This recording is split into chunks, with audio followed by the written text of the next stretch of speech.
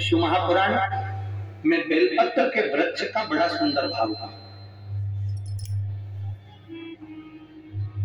जिसको संतान का सुख नहीं है उसको सफेद आंकड़े की जड़ का प्रयोग करना चाहिए, और जिसके घर में एक संतान हो चुकी है और दूसरी संतान नहीं हो रही है, 8 साल 10 साल 15 साल 20 साल 22 साल हो गए और दूसरी संतान का अगर सुख नहीं है, तो उसके लिए बेलपत्री के वृक्ष के नीचे का एक भाव बड़ा सुंदर कहा गया।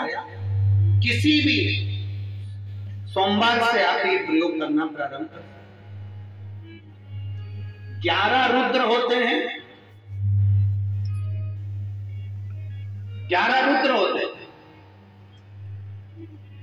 एक सोमवार को बेलपत्री के वृक्ष के नीचे जाइए और बेलपत्र के वृक्ष के नीचे जाकर एक एक रुद्र का स्मरण करना। क्या है?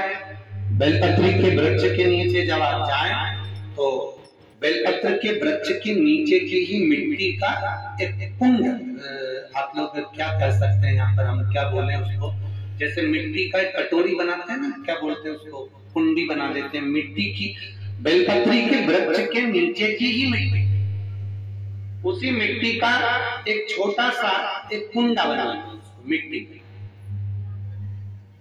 जितने लोग आस्था चैनल पर सुन रहे हैं, जितने लोग फेसबुक यूट्यूब पर श्रवण कर रहे हैं, बड़े ध्यान से सुनिएगा, सावधान।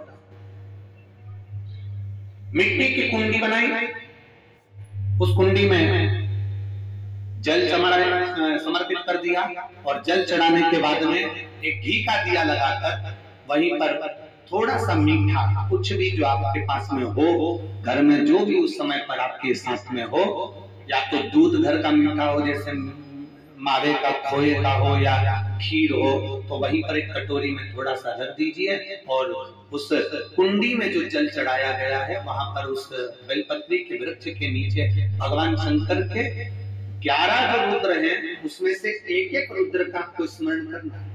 11 रुद्र का नाम क्या है? तो पहले नंबर पर आता है कपाली, दूसरे नंबर पर आता है पिंड, तीसरे नंबर पर आता है बीन, चौथे नंबर पर आता है विरूपाक्ष, 5वें नंबर पर आता है बिलोही, 6ठे नंबर पर आता है शास्त्र, 7वें नंबर पर आता है अजपात, 8वें नंबर पर आता है अहिष्णु और 9वें नंबर पर आता है शंभु, 10वें नंबर पर आता है चंड और 11वें नंबर पर आता है भव।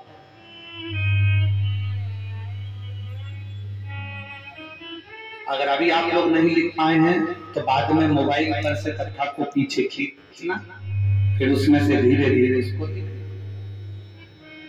एक रुद्र के नाम से एक कुंड का निर्माण करा, पूजन करी, घी का दिया लगाया, वहां जो मीठा रखा है उसको लिया, कुंड में से थोड़ा सा जल लिया, बेलपत्री के पेड़ के नीचे आचमन किया, जो मीठा रखा है वो ले जाकर रात्रि के समय पर सोने से पहले पति पत्नी उसको पाए और साथ रहे। एक सोमवार को ये प्रयोग करना है, फिर दूसरे सोमवार को दूसरे जो एकादश जो 11 रुद्रों का जो वर्णन किया गया है, एक एक रुद्र का नाम लेकर एक बार कुंड का निर्माण करना है। दूसरे सोमवार को, जैसे एक बार आपने अगर कपाली नाम से पूजन करी, दूसरे नंबर पर पिंडल नाम से पूजन करी, तीसरे नाम पर भीम नाम से, फिर आप विरूपाक्ष नाम से, ऐसे एक एक सोमवार करना है, 11 सोमवार। और 11 सोमवार जैसे तुम्हारे पूर्ण होंगे, भले 10 साल हो गए हो चाहे 15 साल हो गए हो, गर्भ जरूर फूलेगा और संतान की प्राप्ति जरूर। किसी किसी के यहाँ पर 11 रुद्र भी पूरे नहीं हो पाते हैं और गर्भ ठेर जाते हैं।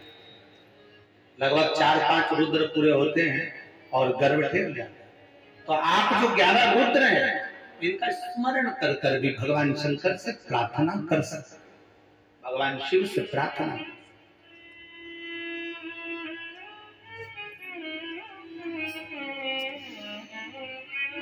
और शंभु